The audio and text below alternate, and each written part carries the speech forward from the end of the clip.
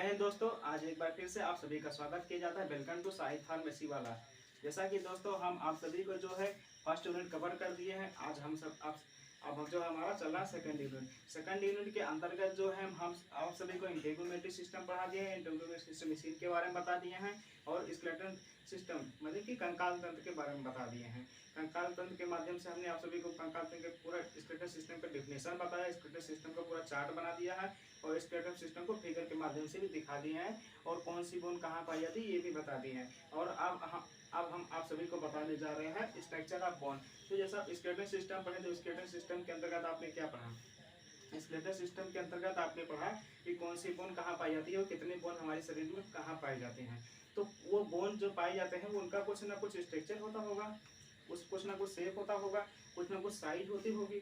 तो उसी स्ट्रक्चर के माध्यम से हम एक सिंगल बोन को लेकर देखेंगे structure of bone.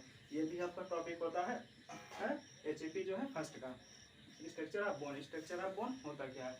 Structure of bone देखने से पहले आप देख लीजिए कि ये हमने एक छोटा सा जो है बोन लिया है। ये आप कहीं का भी बोन मान सकते हैं क्योंकि अक्सर बोन की बनावट जो है ऐसी होती है। एक तरफ आपका जो है सर्कुलर में होता है, एक जो है आपका अंदर की तरफ थोड़ा सा वर्टिकल में होता है। ये आपका स्ट्रक्चर ऑफ बोन होता है। ये आप सिंपल सा बोन ले सकते हैं। अब बोन के मदद से देखेंगे बोन होता क्या है, बोन किस चीज़ का बना होता है। बोन जो हमारा मेनली बना होता है कैल्शियम ऑक्जेलेट कैल्शियम फास्फोरेट का, मतलब उसमें कैल्शियम ऑक्जेलेट और कैल्शियम फास्फोरेट पाए जाते हैं। एक कैल्शियम ऑक्जेलेट और कैल्शियम फास्फोरेट ये दो बोन के मुख्य केमिकल पाए जाते हैं जिससे हमारा बोन मजबूत होता है। और एक कैल्शियम पाया जाता है, तीन पाए जाते हैं। सॉरी, अब हम देखेंगे बोन। ये बोन के जो हमारे पार्ट होते हैं, बोन के क्या पार्ट। अब जो बोन में देखेंगे कि सबसे पहले देखेंगे, सॉरी एक मिनट,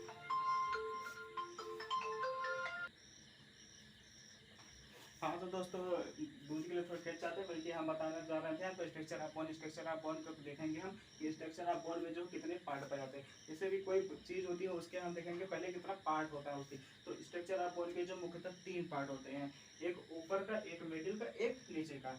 ये तीन पार्ट होते हैं आपका। एक ऊपर का भाग जो आपका ये राउंड शेप का दिख रहा है ये आपका कहलाता है एपीफाइसिस।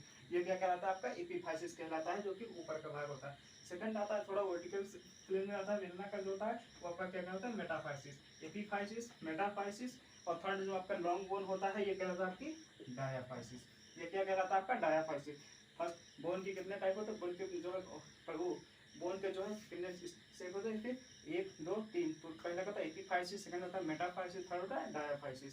डायाफाइसिस ये तीन पार्ट। अब बोन को देखेंगे कि कितने जो है पार्ट मतलब कितने लेयर से बोन मिलकर बना होता है। बोन बोन के सबसे ऊपर की परत जो होती है वो मुख्यतः आर्टिकुलर कार्टिलेज पाया जाता है। कार्टिलेज क्या पाया जाता है? अक्सर बुरा मत मानिएगा, जो लोग मांसाहारी होते हैं वो कभी मुर्गे का मांस खा के देखिएगा, उसमें लेग पीस जरूर खाइएगा क्योंकि लेग पीस आजकल लोगों की जो फेवरेट चीज होती है। उसमें आप लेग पीस जब खाइएगा तो उसमें देखेंगे कुछ बोन के ऊपर का ऐसा चीज पाया जाता है जो कि आप चबाते रहिए जल्दी कटता नहीं है। वही आपका क्या आता है? कार्टिलेज।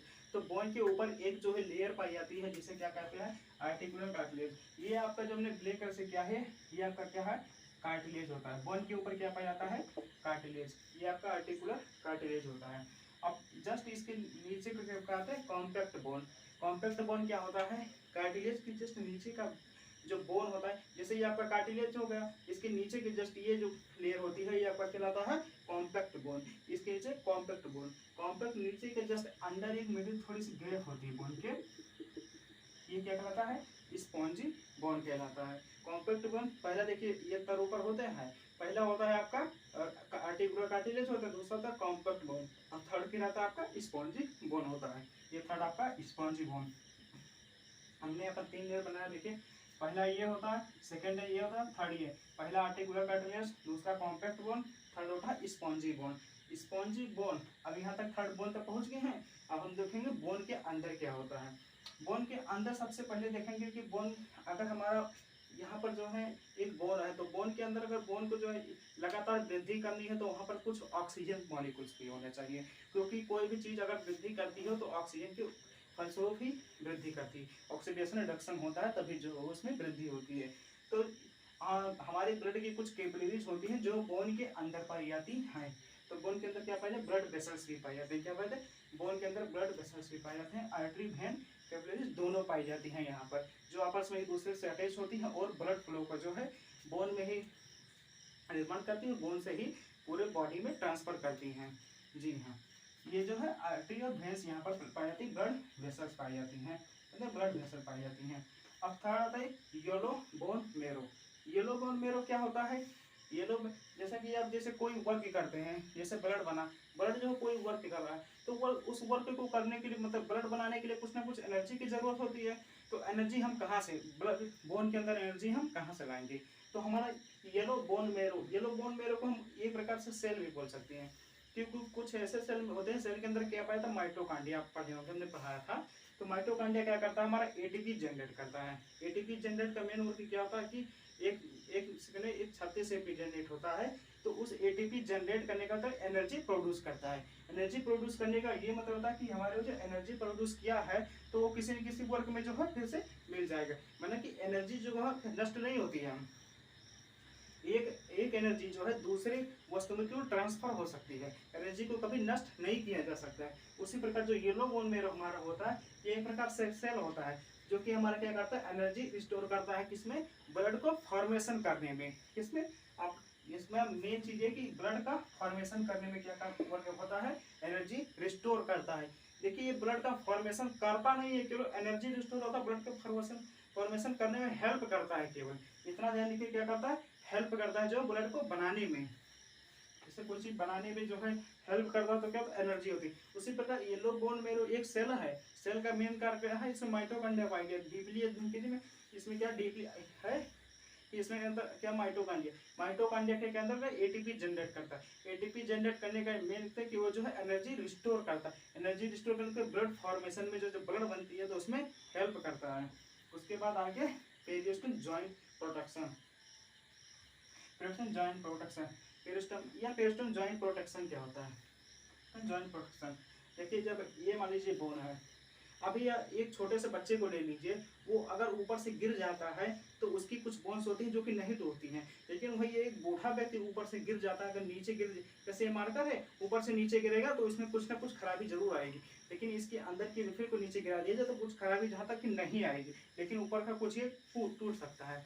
तो उसी प्रकार पेरियोस्टम जॉइंट प्रोटेक्शन क्या करता है, हमारी ऊपर की एक कार्टिलेज की एक लेयर होती है, सेकंड लेयर, जो कि हमारे बोन को जो है कहीं झटके टूटने से बचाती है। ये पेरियोस्टम लेयर पाई जाती है, बोन के ऊपर पाई जाती है।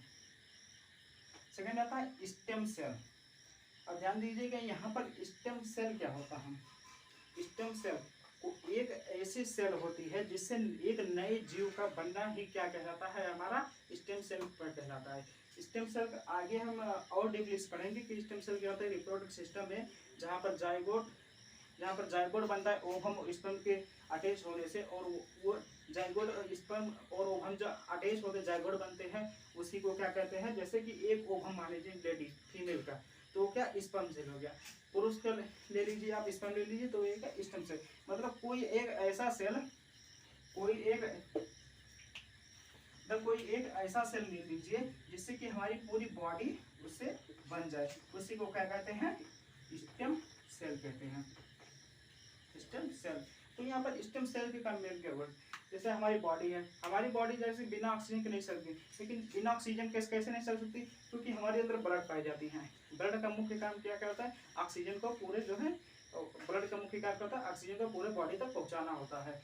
तो ऑक्सीजन हमारे बाहर से ले रहे हैं, लेकिन जब हमारे शरीर के अंदर ब्लड ही नहीं बनेगा तो हमारी बॉडी तक ऑक्सीजन पहुँचेगा कैसे। तो स्टेम सेल में हमारा क्या पाया जाता है, रेड बोन मेरो पाया जाता है। स्टेम सेल में क्या पाया जाता है, रेड बोन मेरो पाया जाता है।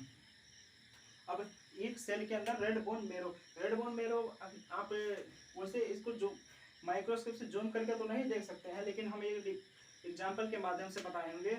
जो लोग मांसाहारी हैं वो कभी मुर्गे या बकरे का हड्डी जो है खा के देखेंगे तो उसमें कुछ हड्डी के अंदर कुछ अलग सा मटेरियल होता है, उसी को क्या कहते हैं, रेड बोन मेरो कह सकते हैं या फिर येलो बोन मेरो भी कह सकते हैं। ये दो प्रकार के सेल होते हैं, रेड बोन मेरो एक, येलो बोन मेरो। येलो बोन मेरो हमने क्या होता है, एनर्जी रिस्टोर करता है ब्लड को फॉर्मेशन करने में, और रेड बोन मेरो क्या करता है, ब्लड को बनाता है। ये भी ब्लड को बनाता नहीं, इसके अंदर भी सेल होती है वो ब्लड को बनाता है। एक्चुअल में सब जगह यही लिखा जाता है कि हम ब्लड का निर्माण कहाँ होता है, तो ब्लड का निर्माण बोन के रेड बोन मेरो में होता है। ब्लड का निर्माण कहाँ होता है, रेड बोन मेरो में। लेकिन एक्चुअली में आप फार्मेसी कर रहे हैं तो फार्मेसी के अंतर हमें यही बताना जरूरी है कि ब्लड का निर्माण रेड बोन में। हाँ, तो हम आप सभी को बता रहे हैं कि ब्लड का फॉर्मेशन कैसे होता है। ब्लड का फॉर्मेशन हमारा स्टेम सेल के रेड बोन मेरो के हीमोपोइटिक सेल में होता है। हीमोपोइटिक सेल में कैसे होता है, अब ये हम आप सभी को बताएंगे। हीमोपोइटिक सेल में होता कैसे है, ध्यान यहाँ पर स्टेम सेल सॉरी जगह नहीं है, लेकिन इसके बाद हम बताएंगे कि होता क्या है इसको फिगर मिटाने के बाद। तो ध्यान दीजिए, स्टेम सेल स्टेशन के रेड बोन मेरो के हीमोपोइटिक सेल में होता है। हीमोपोइटिक सेल क्या होता है, ये ब्लड फॉर्मेशन करता है। ब्लड फॉर्मेशन कैसे होता है, एनर्जी स्टोर करता है येलो बोन मेरो, इसी के द्वारा जो इसका ब्लड फॉर्मेशन होता है। तो इसमें मैं तो मात्र दो सेल का नाम लगा देंगे, yellow bone marrow and hemopoietic cell. ये एनर्जी स्टोर करता है, ध्यान दीजिए, ये ब्लड फॉर्मेशन करता है। ये भी जो ब्लड का फॉर्मेशन करने में हेल्प करता है, ना कि ब्लड फॉर्मेशन करता है। और ये ब्लड फॉर्मेशन करता है रेड बोन मेरो के अंदर भी हीमोपोइटिक सेल पर। तो अब आप फार्मेसी कर रहे हैं तो आपको ये भी जानना जरूरी है कि क्वेश्चन आ सकता है कि ब्लड फॉर्मेशन कहाँ होता है बोन में। तो ब्लड फॉर्मेशन आपका कहाँ होता है, हीमोपोइटिक सेल में होता है। अगर ऑप्शन दिया होता है हीमोपोइटिक सेल नहीं दिया है रेड बोन मेरो, तो रेड बोन मेरो लगाएंगे। रेड बोन मेरो ना देके स्टेम सेल भी दे सकता है, तो ऑप्शन में स्टेम सेल भी लगाएंगे। लेकिन ये दोनों के उपरांत अगर हीमोपोइटिक सेल है तो हीमोपोइटिक सेल में ही लगाएंगे। ठीक है, इतना जानकारी होगा। अब ये जो है आपका बोन बना था, बोन के माध्यम से एक बार फिर से कर ले लीजिए कि इसके क्या बोन के पार्ट होते हैं। बोन के मतलब तीन पार्ट होते हैं, पहला होता है एपीफाइसिस, फर्स्ट होता है मेटाफाइसिस, थर्ड होता है डायाफाइसिस। एक बार फिर से तो है, बोन के कितने पार्ट होते हैं, बोन के तीन पार्ट होते हैं, एपीफाइसिस, मेटाफाइसिस, डायाफाइसिस। बोन के अब ब्लड बनता कैसे, सर्वप्रथम बोन बनता है, बोन के बाद क्या बनता है हमारा स्पॉन्जी बोन बनता है। स्पॉन्जी बोन के अंदर क्या पाए जाते हैं हमारा येलो बोन मेरो पाया जाता है। येलो बोन मेरो में क्या पाए जाते हैं red bone marrow. Red bone marrow के अंदर हमारे क्या पाए जाते हैं स्टेम सेल। स्टेम सेल के अंदर हमारे क्या पाते हैं हीमोपोइटिक सेल। हीमोपोइटिक सेल क्या करता है, ब्लड फॉर्मेशन करता है। ये आपका ब्लड फॉर्मेशन होता है। तो इसी प्रकार ब्लड बनता है मशीन में। तो ये आपका जो है बोन का फिगर होगा, एक बार इसका स्क्रीनशॉट लीजिए, हम इसके आगे बताएंगे।